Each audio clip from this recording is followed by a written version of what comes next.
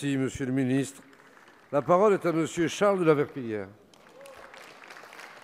Merci, Monsieur le Président. Permettez-moi tout d'abord, en tant qu'élu rhône-alpin, de saluer notre nouveau champion du monde de ski alpin, Alexis Pinturault.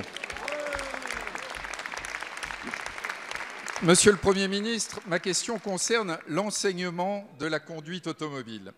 Sur tous les bancs de l'Assemblée nationale, je crois que nous sommes d'accord sur 3 points. Premièrement, le permis de conduire est un sésame indispensable pour les jeunes adultes, apprentis, étudiants, salariés ou à la recherche d'un emploi. Deuxièmement, il faut faire le maximum, nous devons faire le maximum pour rendre l'examen accessible à tous, en particulier financièrement. Et troisièmement, la sécurité routière étant une priorité, il ne faut rien sacrifier sur la qualité de l'enseignement. Monsieur le Premier ministre, notre collègue de la majorité, Françoise Dumas, qui vient de s'exprimer, vous a remis un rapport. Il comporte des propositions intéressantes, par exemple la possibilité d'apprendre à conduire dans le cadre du service national universel. J'appelle toutefois votre attention sur 2 points. Premièrement, il faut veiller à ne pas créer un permis low cost qui laisserait le champ libre aux plateformes numériques, une forme d'ubérisation de l'enseignement de la conduite. Deuxièmement, il faut absolument maintenir le réseau des 13 000 auto-écoles. Employant 45 000 personnes, elles assurent un enseignement personnalisé et de qualité, particulièrement dans les zones rurales, avec des salariés bien formés et déclarés, je dis bien déclarés, et des véhicules aux normes. Les membres de la profession ont d'ailleurs manifesté hier lundi pour exprimer leur inquiétude.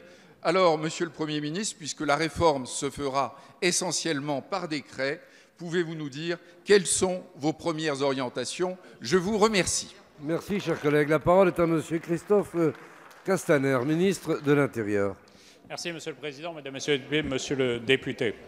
Vous avez évoqué, comme tout à l'heure Madame Dumas, l'enjeu qui est de faire en sorte que le permis de conduire, dont l'accès est aujourd'hui limité à la fois par le prix, un prix moyen qui va entre 1 600 et 1 800 euros, limité aussi par le temps, et qui fait qu'au bout du compte, on a un trop grand nombre de jeunes qui n'y ont pas accès. Ils ont à ce moment-là plusieurs solutions, celle de la fraude, de l'infraction, de rouler sans permis avec tous les risques que l'on connaît, les problèmes assurantiels pour eux, mais aussi pour les tiers.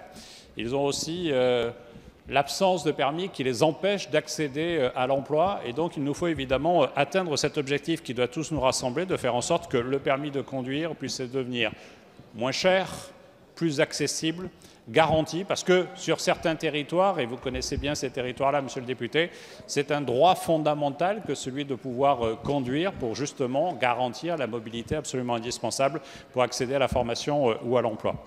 Alors la députée Madame Dumas, après une très large concertation, fait un certain nombre de propositions qui justement doivent garantir cette accessibilité plus large, plus facile, plus rapide, mais doivent garantir aussi la réponse de proximité qu'incarnent notamment les auto-écoles de proximité que vous évoquez. Je ne dirais pas que vous défendez, mais que vous évoquez dans votre question.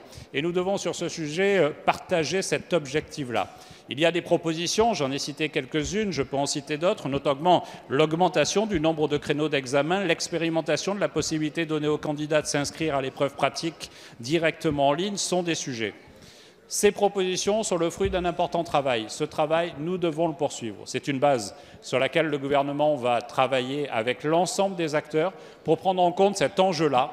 Et je suis, comme vous, Monsieur le député, convaincu que le low-cost n'est jamais une garantie de bon enseignement, mais en même temps, il ne faut pas avoir peur de faire en sorte que nous renforcions l'accessibilité à ce droit fondamental au permis de conduire. Merci, Monsieur le ministre.